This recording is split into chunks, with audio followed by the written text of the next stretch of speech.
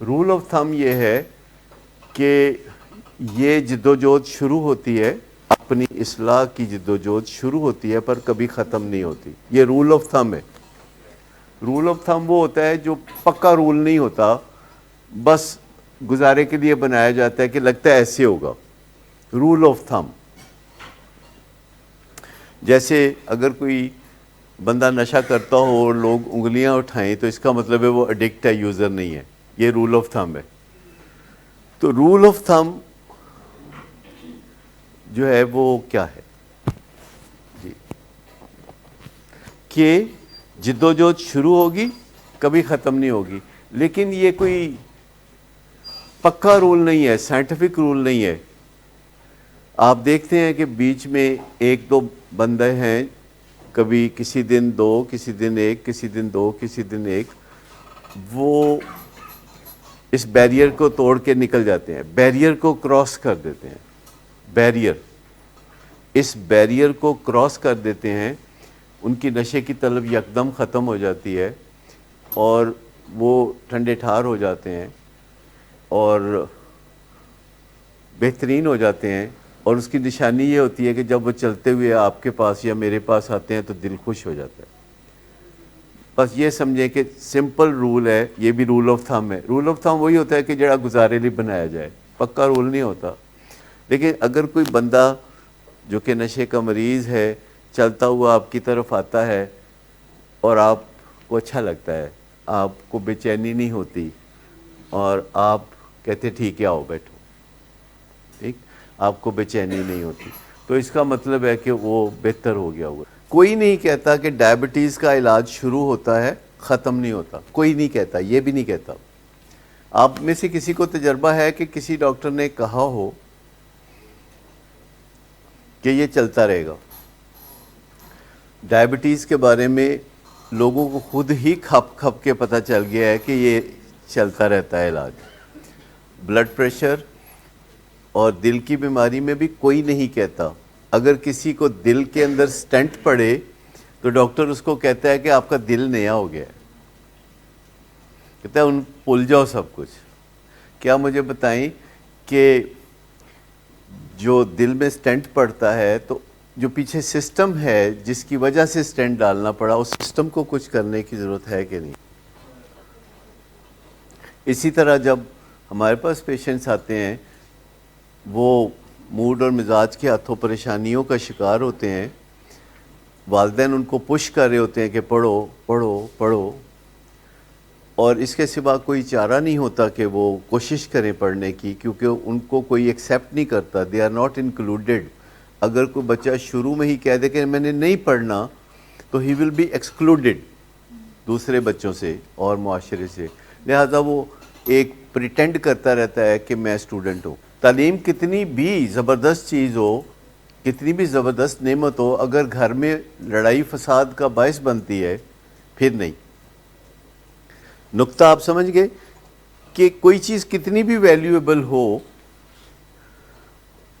آپ کا بچہ باہر جا کے کینیڈا پڑھ رہا ہے اور وہاں سے ایجوکیشن مکمل کر کے وہیں رہ جاتا ہے، یہ کتنا بھی اعلیٰ گول ہو، اگر وہ آپ کی زندگی سے خارج ہو گیا ہے جبکہ اسے آپ نے پال پوس کے جوان کیا تھا کہ اس کے ساتھ میں چلوں گا، تو اگر وہ آپ کی زندگی سے خارج ہو گیا ہے تو وہ کتنا بھی اس کو ہیرے موتی لگ گئے ہیں، آپ کے کس کام کا؟ آپ کے کس کام کا؟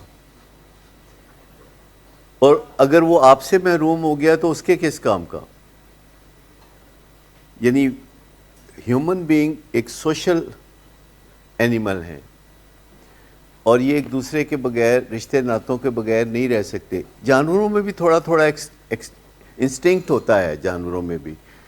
آپ نے دیکھا کہ پرندے بھی اکٹھے اڑتے ہیں اور ان کے درمیان کوئی ٹیلی پیتھک رابطہ ہوتا ہے کہ وہ اکٹھے اڑتے ہیں. گائے بھینسیں بھی اکٹھی چلتی ہیں. مچھلیاں بھی اگر ایکویریم میں بھی رکھی ہوں تو وہ فارمیشن میں چلتی ہیں، انسٹنکٹ کے ذریعے. وہ ایک دوسرے سے اس طرح باتیں نہیں کر سکتی جیسے کہ ہم لوگ کر سکتے ہیں. تو آپ اندازہ کریں کہ اگر کیڑے مکوڑے بھی ایک دوسرے کے ساتھ مل کے چلتے ہیں، اگر چیونٹیاں بھی ایک لائن بنا کے چلتی ہیں، تو انسانوں کو پھر آپ کیسے تصور کریں گے کہ وہ تنہائی کی زندگی چاہیں؟ اور جو زندگی میں کوئی رشتے کھونا شروع کرتا ہے تو اس کی زندگی سے خوشیاں بھی ساتھ ہی نکلتی چلی جاتی ہیں. دیکھیں جب کوئی باہر جاتا ہے ماں باپ سمیت اور بچے بھی جاتے ہیں تو ماں باپ کے دل سے پاکستان نہیں نکلتا اور ماں باپ کے دل سے اسلام نہیں نکلتا اور بچوں کے حالات ڈیفرنٹ ہو جاتے ہیں اور ان کے درمیان کلیش پیدا ہو جاتا ہے اور جس گھر میں کلیش ہو جائے اس گھر سے خوشیاں روٹ جاتی ہیں. دیکھیے پرائرٹی صحیح کرنی ہے. جیسے مجھے کئی دفعہ کوئی پیشنٹ کہتا ہے کہ جی میں اب پڑھنا چاہتا ہوں, میں کہتا ہوں پڑھو, کسی نے روکا ہے, لیکن یہ خیال رکھنا کہ جو اپنی ریکوری ہے, یہ جو آپ کا فالو اپ پروگرام ہے, اس کی کاسٹ پہ نہیں.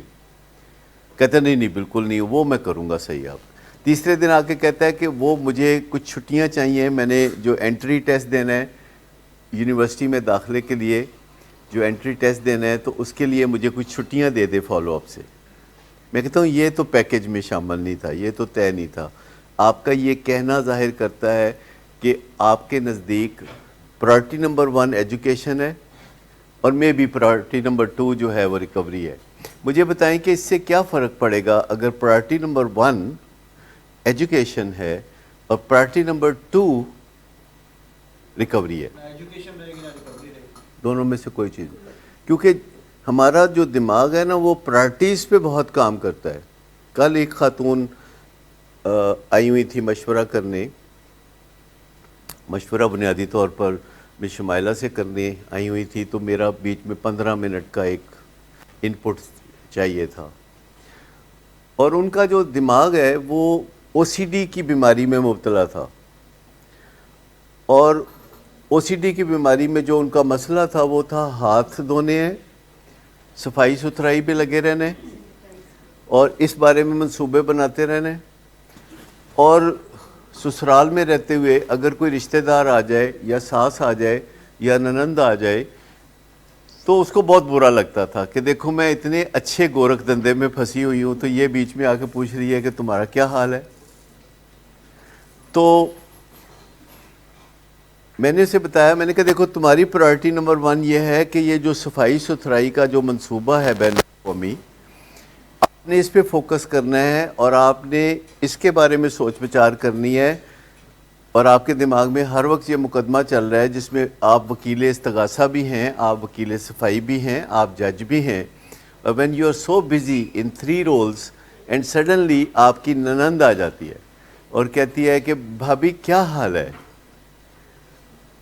تو اس کو اس میں سے بڑی مشکل سے کنویں سے نکل کے اس کو کہہ میں ٹھیک ہوں یا کسی طریقے سے, اور نند کو یہ میسج مل جاتا ہے کہ شی از ناٹ ہیپی. اور وہ کہہ رہی تھی کہ میں چاہ رہی ہوں کہ کوئی ایسی جگہ ہو جہاں میری پرائیویسی ہو, سسرال میں کوئی ایسی جگہ ہو جو میری پرائیویسی ہو. میں نے کہا تاکہ آپ اپنا یہ جو دھندا ہے جو دماغ میں آپ نے چلایا ہوا ہے وہ چلتا رہے.